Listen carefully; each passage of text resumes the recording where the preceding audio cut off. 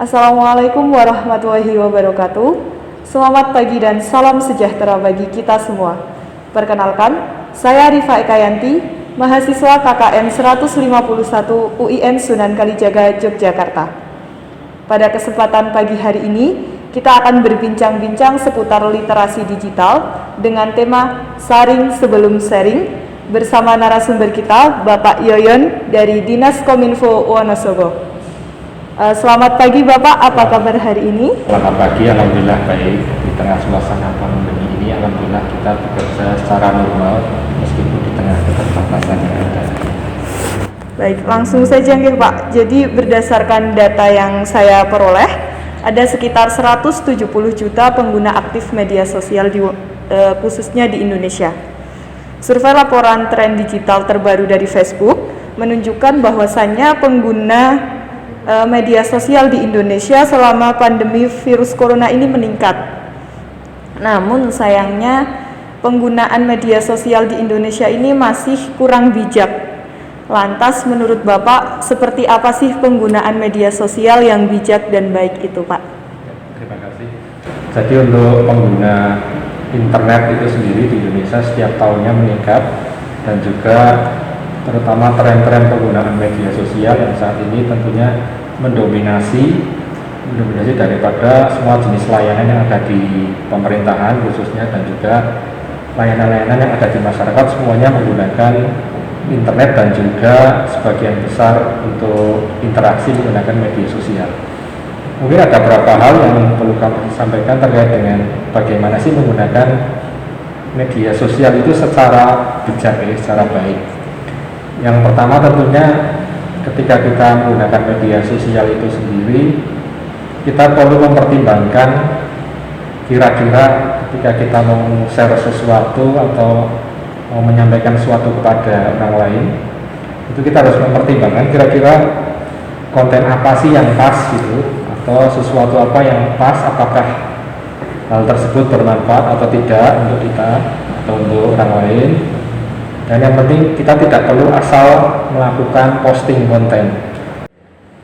Kemudian dalam hal kita melakukan sharing sesuatu, tentunya kita juga perlu menjaga keamanan diri kita. Jadi ketika kita melakukan sharing atau posting sesuatu, kita tidak perlu terlalu detail mencantumkan informasi tersebut termasuk data diri kita. Sebagai contoh, misalkan kita mau sharing kita lagi makan di mana, kemudian mungkin anak kita saat ini lagi sekolah di sharing dan sebagainya. Tentu hal ini bisa jadi membuka peluang terjadinya kerawanan kejahatan. Seperti yang Bapak tadi sampaikan, tidak perlu terlalu detail dalam memposting sesuatu. Nah, berangkat dari pernyataan Bapak itu, kira-kira apa sih yang boleh dan tidak boleh diposting di media sosial, Pak? Ya. Jadi untuk yang boleh itu tentunya secara luas sekali. Jadi apa saja informasi, kalau di pemerintahan itu ada istilahnya informasi publik. Informasi publik itu adalah informasi yang dikelola, dihasilkan, kemudian dilakukan tata kelola atau arsiparis di pemerintahan oleh badan publik. Nah itu tentunya kalau informasi publik apa saja boleh di-sharing. Kemudian kalau yang dari masyarakat sendiri, tentunya apa saja juga bisa selama itu tidak melanggar ketentuan. Jadi ada beberapa hal yang perlu kita perhatikan. Ini terutama untuk hal-hal yang tidak boleh kita posting. Sebenarnya itu menjadi hak pribadi, tapi ketika kita melanggar tentunya itu menjadi hal-hal yang sangat berbahaya. Pertama, terkait dengan penyampaian komentar. Ya. Jadi yang perlu kita perhatikan adalah komentar itu sendiri tentunya harus bersifat istilahnya kalau komentar itu kan dia memberikan kritik, biasanya kritik atau saran maksudnya. Ya, betul. Tapi kita juga perlu melihat apakah kritik yang kita berikan itu melanggar aturan atau tidak, kita ada unsur sarannya atau tidak, merendahkan orang lain atau tidak, itu perlu kita perhatikan terkait dengan komentar yang ada di media sosial sendiri. Kemudian terkait dengan hal-hal yang kita omongkan, itu tentunya kita harus punya dasar ketika kita sharing sesuatu, itu harus ada dasarnya. Jadi jangan sampai ternyata hal-hal yang kita sampaikan itu kita tidak memiliki dasar atau mungkin yang kita sharing itu ngawur. Contohnya terkait dengan penyebaran hoax yang saat ini terjadi, kita tidak tahu situasi yang sebenarnya terjadi, tapi hanya ikut sharing berita, kita tulis sendiri dan kita tidak konfirmasi ke pihak sumber aslinya. Itu tentu sangat berbahaya. Dan ini yang tidak boleh dilakukan. Yang sering terjadi adalah kaitan dengan yang sering dilakukan biasanya adalah copy paste konten di blog, kemudian di website, atau kita sharing berita. Itu intinya setiap informasi yang sudah dikeluarkan resmi oleh sebuah sumber itu dia punya copyright, artinya bahwa hal tersebut itu punya hak paten sendiri. Nah, dari situ kan tadi tentang ada komentar yang harus hati-hati agar tidak menyinggung, jangan copy paste sana sini. Nah, kemudian yang sering saya lihat gitu di lingkungan sekitar saya nih Pak, jadi masyarakat itu tidak segan-segan men-share tentang NIK, nomor telepon, nomor rumah, alamat rumah begitu Pak. Itu sebenarnya boleh atau tidak Pak? Seperti yang tadi kami sampaikan, jadi sebetulnya untuk data pribadi khususnya terkait dengan data kependudukan itu adalah dilindungi undang-undang tentang administrasi kependudukan.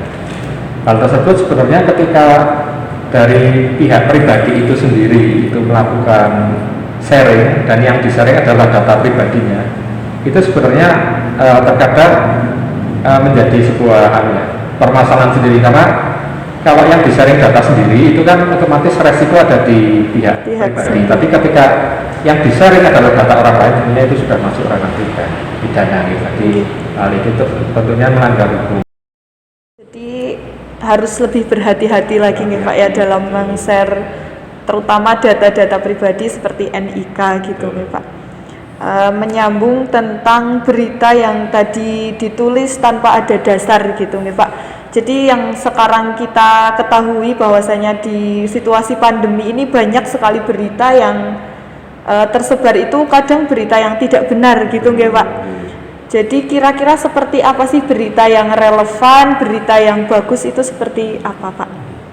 Jadi kalau masyarakat untuk saat ini memang untuk mungkin menjadi budaya. Jadi masyarakat ketika menerima informasi itu sebelum dibaca langsung di-share. Jadi kadang kecepatan mata dalam membaca dengan kecepatan tangan lebih cepat tangan. Jadi ketika kita belum sempat memahami beritanya, kadang ketika kita cukup membaca judulnya sudah menarik. Nah, sebenarnya kalau yang terkait dengan hal menarik atau tidak itu menjadi sebuah konsumsi atau relativitas dari masyarakat itu sendiri. Namun kita perlu cermati bahwa untuk tersebarnya berita-berita yang tidak jelas sumbernya atau yang istilahnya sekarang hoax, atau kalau di istilahnya Kementerian Kominfo ada disinformasi juga. Biasanya ciri-ciri beritanya itu yang pertama biasanya menimbulkan kecemasan ya. Berita tersebut ketika dibaca itu masyarakat langsung cemas gitu atau takut gitu. Itu ciri-cirinya, tapi tidak semuanya seperti itu.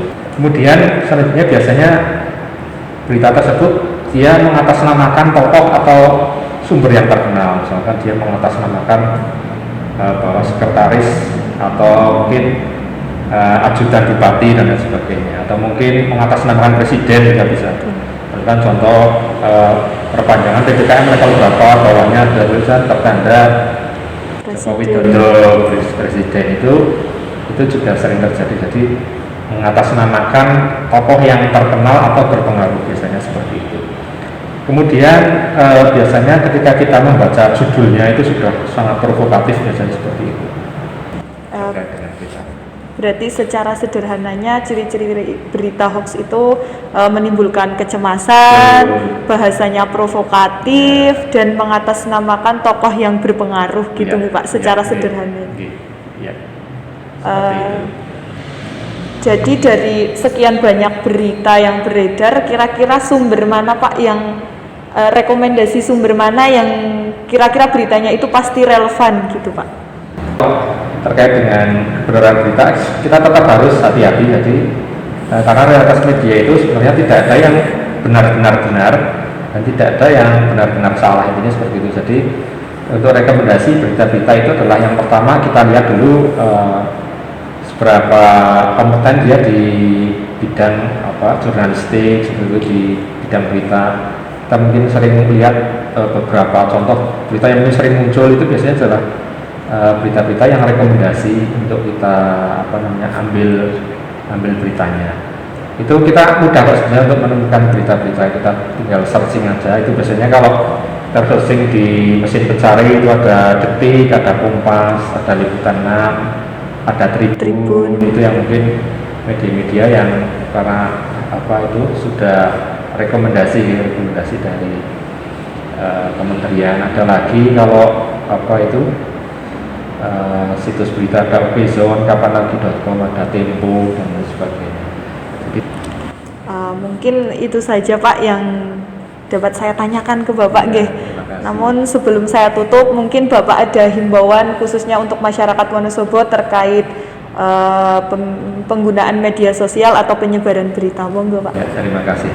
Jadi harapan kami untuk masyarakat Wonosobo yang pertama adalah ketika bermedia sosial harus bijak ya. Jadi kita harus tahu situasi, dan untuk melakukan sharing informasi yang kita terima, kita perlu klarifikasi dulu, kita pelajari dulu, minimal kita baca dulu sampai selesai. Ketika hal tersebut meragukan, sebaiknya kita melakukan klarifikasi ke sumber yang tercantum, ataupun kita bisa menghubungi Kementerian Kominfo melalui Diskominfo. Dan juga harapan kami kepada masyarakat itu untuk tidak mudah percaya, tidak mudah percaya terhadap informasi yang di-sharing melalui media sosial. Intinya hukumnya tidak mudah percaya.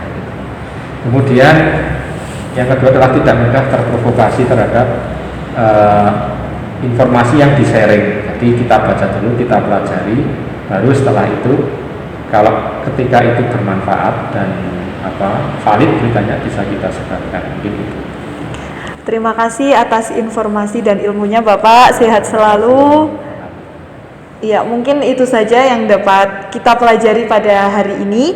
Pesan saya untuk semuanya adalah posting yang penting, bukan yang penting posting.